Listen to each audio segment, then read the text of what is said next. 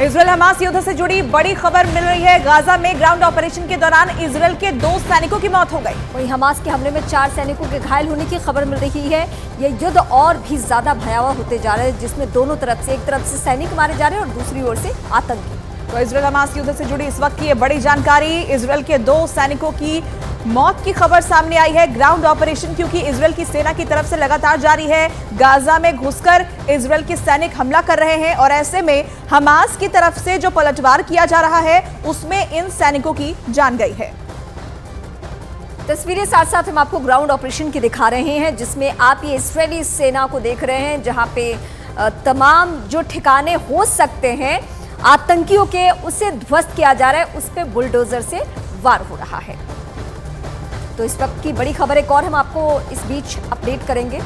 और इजरायल की सेना गाजा में तो घुस चुकी है, लेकिन अब वही हो रहा है जिसका खतरा नेतन्याहू को पहले से था। हमास का दावा है कि उसने इजरायल के 150 से ज्यादा टैंक और बख्तरबंद गाड़ियों को तबाह कर दिया है। गाजा में लड़ते हुए इजरायल के 44 सैनिकों की मौत हो चुकी है। इस वक्त की ये सबसे बड़ी खबर है। और अब हमास के बारूदी जाल में उसके कई कमांडो फंस सकते हैं। गाजा में इजरायल का मरकाबा टैंक घूम रहा है, जैसे किसी जंगल में शेर घूमता है, आजादी से, पूरे दबदबे से, और जहां चाहे किसी का भी शिकार करता है। मरकाबा टैंक गाजा के खंडहरों के बीच एक एक कोने को तलाश रहा है। मरकाबा टैंक को जहां हल्की सी भी हरकत दिख रही है, वहां वो गोला फायर करता है। इजरायल की ये बख्तरबंद वाली पावर रात में भी हमास पर नजर रख रही है।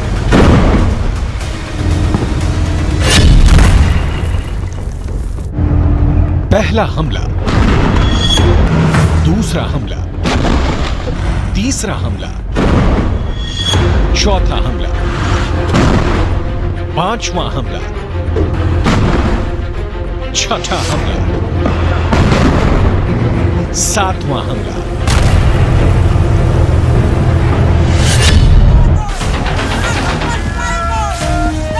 1 मिनट 3 सेकंड का ये वीडियो गाजा के उस जमीन से आया है जहां इजरायल का कब्जा हो चुका है। इजरायल ये बताना चाहता है कि उसका मरकाबा टैंक अभी जिंदा है।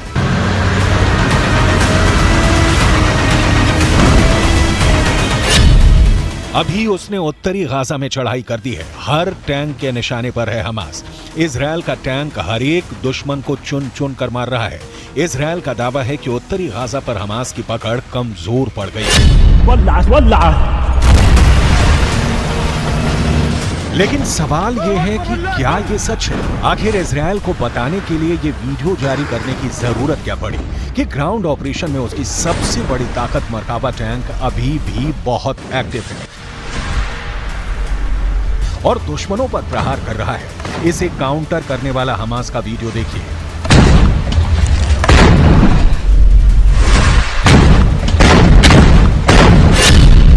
खंडहर बन चुके गाजा की एक इमारत से दिखाई देता है इजरायल का मरकाबा टैंक। हमास मोर्चा संभालता है और फिर छुप कर फायर करता है यासीन रॉकेट।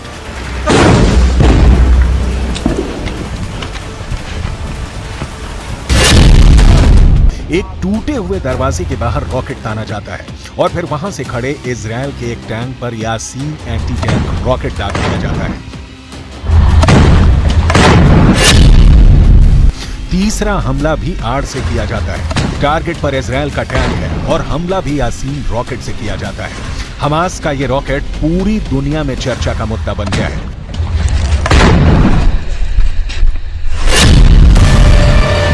चौथा हमला सड़क के पास खड़ी एक नीमर बख्तरबंद गाड़ी पर किया जाता है।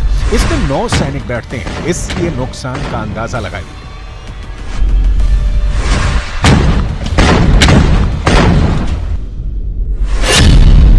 पांचवें हमले के लिए हमास का एंटी टैंक दस्ता फिर गली में आता है। इसके गली के एक मुहाने पर खड़े इजरायल के मरकाबा टैंक को यासीन रॉकेट से टारगेट किया जाता है।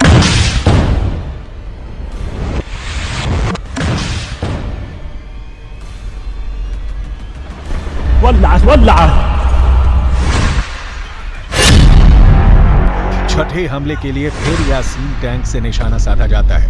रोड की दूसरी तरफ एक मरकाबा टैंक खड़ा है और फिर धमाका एक दूसरे कैमरे से रिकॉर्ड किया जाता है।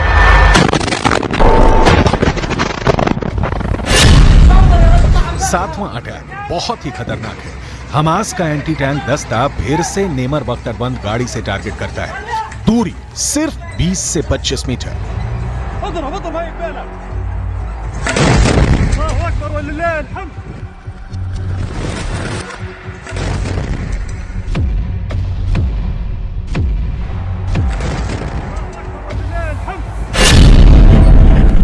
आठवां हमला एक बुलडोजर पर होता है। ये है इजराइल का बख्तरबंद बुलडोजर D9। हमास इस पर रॉकेट से वार नहीं करता, बस इस पर पेट्रोल डालकर आग लगा देता है।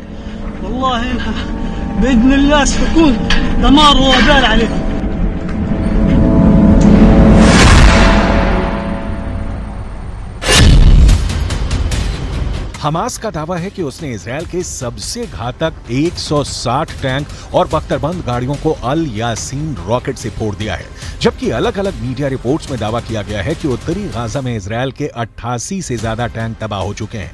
वहीं अल कस्साम ब्रिगेड का दावा है कि 25 टैंक तो सिर्फ पिछले 48 घंटे में तबाह हो चुके हैं।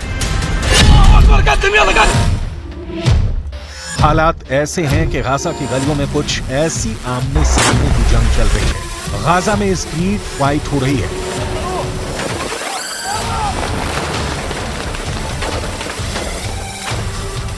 गाजा के अंदर तक घुसी इजराइल की सेना ऐसे निशाने पर आ रही है।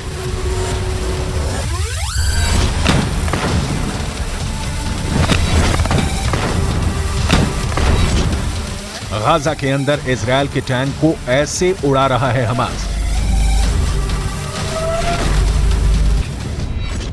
दिन के 24 घंटे, घंटे के 60 मिनट और मिनट के 60 सेकंड हमास के लड़ाके ऐसे छिप कर वार कर रहे हैं।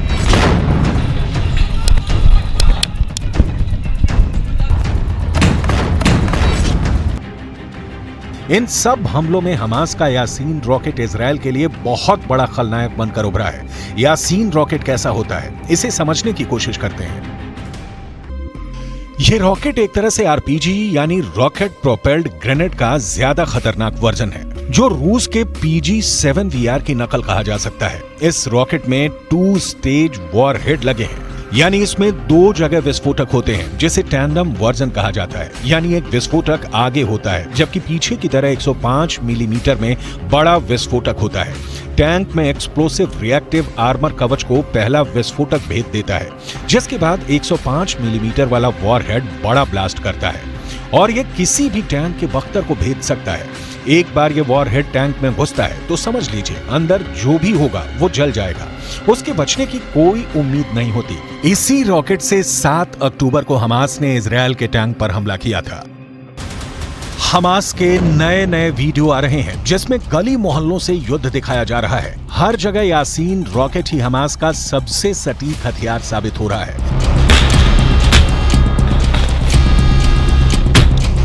इस वीडियो में भी हमास के एंटी टैंक दस्ते अचानक सामने आते हैं और खंडहर बन चुके इमारतों से इजरायली टारगेट पर यासीन रॉकेट दाग देते हैं।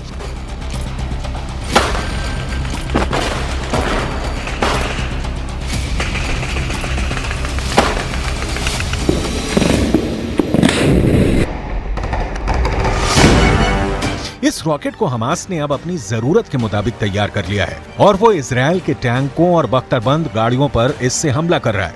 दुनिया भर में ये किसी भी मिलिशिया का सबसे खतरनाक हथियार माना जाता है, क्योंकि ये किसी भी बड़े एंटी टैंक मिसाइल के मुकाबले सस्ता होता है, लेकिन तबाही उतनी ही मचाता है।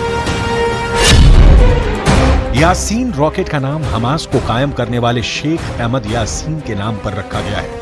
2004 में इजराइल ने एक हमले में शेख अहमद यासीन को मार डाला था, लेकिन अब इस रॉकेट को अपना सबसे बड़ा हथियार बना चुके हमास ने एंटी टैंक दस्तों में इसकी सप्लाई तेज कर दी है।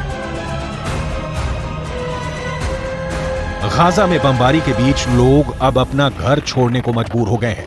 जिसके पास जो सामान बचा है वो उसे अपने साथ लेकर दक्षिणी गाजा की तरफ निकल गया।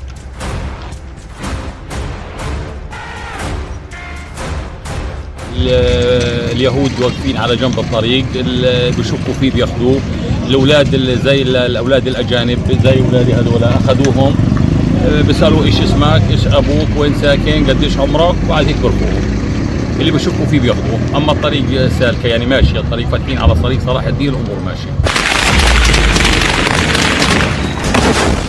गाजा का गोरिल्ला युद्ध शुरुआत के साथ ही बहुत खतरनाक स्टेज में पहुंच चुका है। इजरायल की लगातार बमबारी के बीच हमास के पास इस वक्त सड़कों पर लड़ने के लिए इससे बेहतर हथियार नहीं है। ये बात इजरायल भी जानता है और उसके सामने इस रॉकेट का तोड़ निकालना बहुत बड़ा चैलेंज बन चुका है। इसी की वजह से इजरायल अब आसमान से लेकर जमीन तक प्रहार कर रहा है।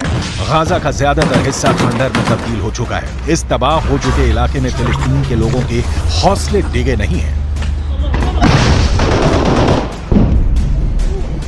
ये गाजा में यूएन की तरफ से बनाया गया एक कैंप है जहां शरणार्थी रहते हैं। यहां पर इजरायल ने बम गिराया था जिससे एक बड़ा गड्ढा हो गया था, लेकिन अब यही गड्ढा बच्चों के खेलने की जगह बन गया है। ये तस्वीर अब पूरी दुनिया में वायरल है। हर कोई यही कह रहा है कि इजरायल ने गाजा को तबाह कर दिया, लेकिन वहां के लोगों का हौसला कायम है।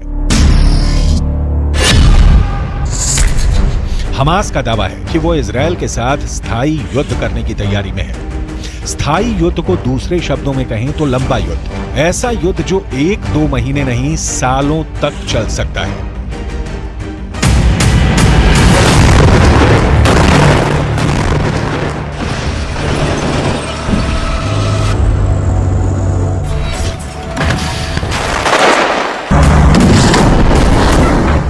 अब सवाल है, हमास इजरायल से कितने महीने तक जंग लड़ सकता है? 1 महीने, 2 महीने, 3 महीने, 6 महीने, 8 महीने या फिर पूरे 12 महीने? बड़ा सवाल है, क्या हमास के पास इतने लंबे वक्त तक लड़ने के हथियार हैं?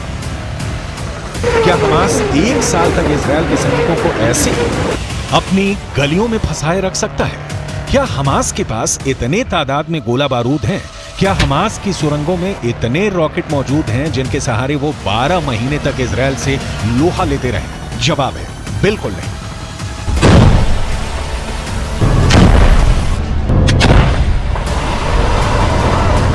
ऐसा तभी मुमकिन है जब अरब देश हमास के साथ खड़े हों।